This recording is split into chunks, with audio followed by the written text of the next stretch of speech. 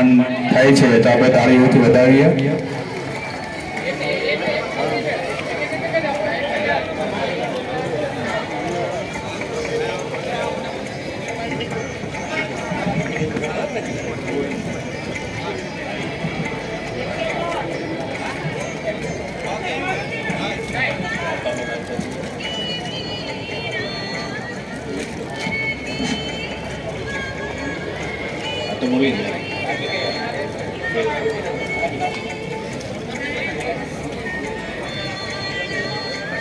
વધાવીએ આપણે મિત્રો.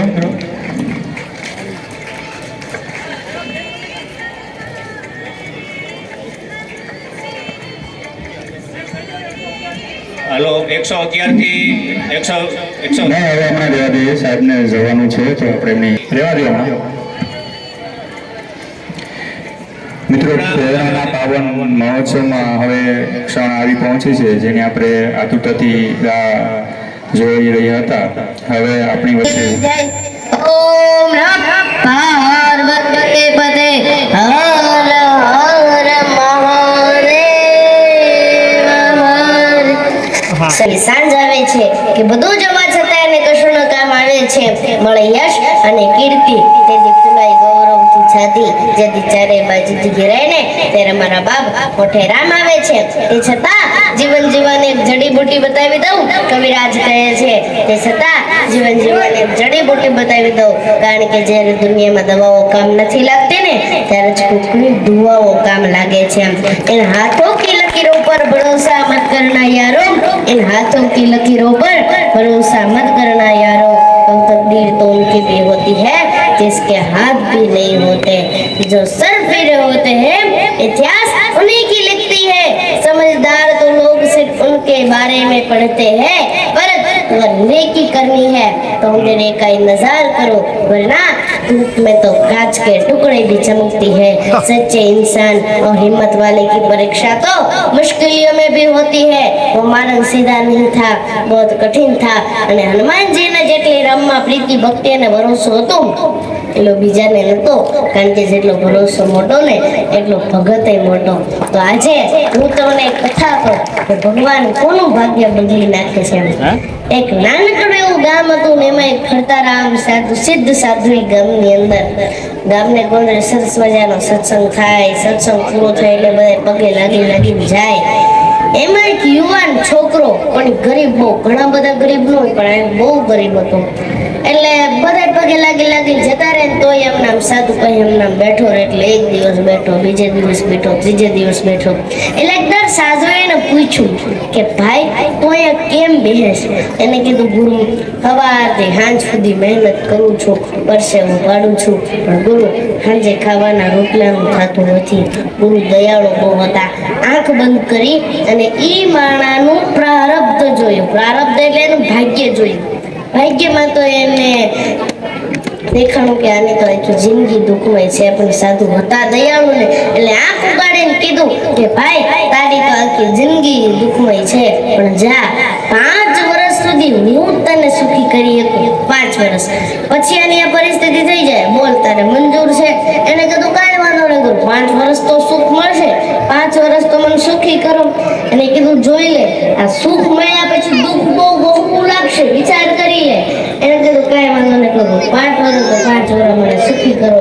અને ગુરુએ 2 હાથ માથે મૂક્યા અને એટલું જ કીધું જા કાલથી તારા સુખના દિવસો ચાલુ, 5 વર્ષ સુધી તારે તદ્દન ઉઠશે નહીં, જા.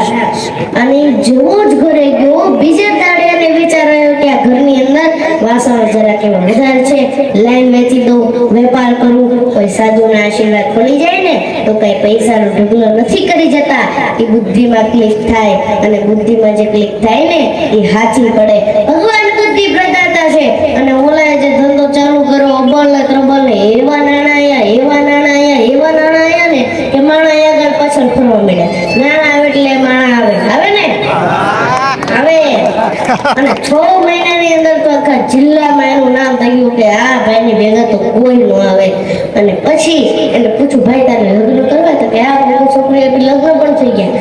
અને પછી એને વિચાર્યું ને આપણે બધાએ થોડું મગજમાં ઉતારવા જેવું છે, ભેગું કરવું જ નથી, દાન જ કરો. મોટા સત્કર્મ કરાવે,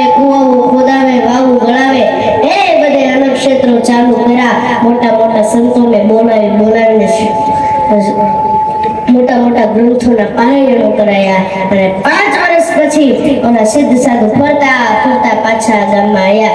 આખું ગામ ભેગું થયું અને ઓલાને તો ભાઈ આ ગુરુ ફેલાતા દોડતો દોડતો આવ્યો અને ધૂળમાં દંડવત કરવા માંડ્યો. એને કીધું કેમ છે ભાઈ? તો કે ગુરુ, જ્યારથી તમારી દ્રષ્ટિ મારા ઉપર પડી છે ત્યારથી ઈશ્વરે મને 1000 હાથથી આપવાનું ચાલુ કર્યું છે, પાછું વળીને જોયું નથી. અને ગુરુ, આ 5 વર્ષમાં દુઃખ હું કહેવાય ને એ મને ખબર નથી પડી. હવે 5 વર્ષ કેમ જતા રહ્યા એ ખબર નથી પડી ગુરુ. એને કીધું તૈયાર થઈ જાજે, 2 દિવસ પછી તારા 5 વર્ષ પૂરા થવાના છે અને જે પરિસ્થિતિ હતી એ જ ચાલુ થાય. એને કીધું કાંઈ વાંધો નહીં ગુરુ, આ 5 વર્ષમાં મારે જે કરવાનું હતું ને એ મેં કરી લીધું. કોઈ બહુ ભેગું કર્યું છે. અને ગુરુએ ફરી નાક બંધ કરી હો અને ઈશ્વરના દરબારમાં સમાધિમાં જ્યાં જોયું ત્યાં તો ઈશ્વરના દરબારમાં ચોપડાના ચોપડા પુણ્યના જમા જમા જમા જમા જમા. ભગવાને એનું જે ભાગ્ય લખ્યું હતું ને એની જગ્યાએ ફેરવી નાખ્યું કે આ જીવન સંપત્તિ બહાર રહેશે. અને આજે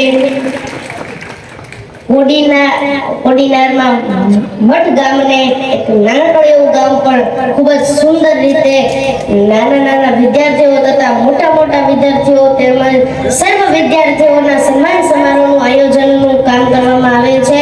અને એમ જ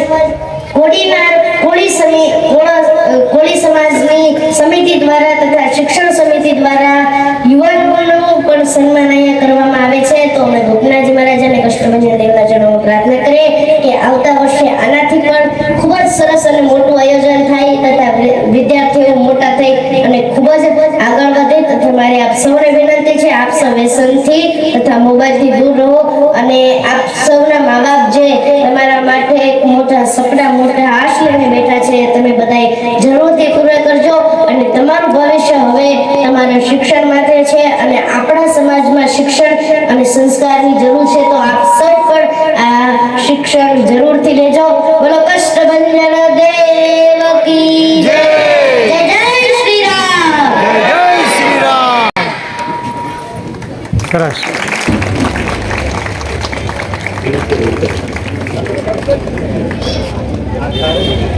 કોને હા સર. હા આવી ગયા.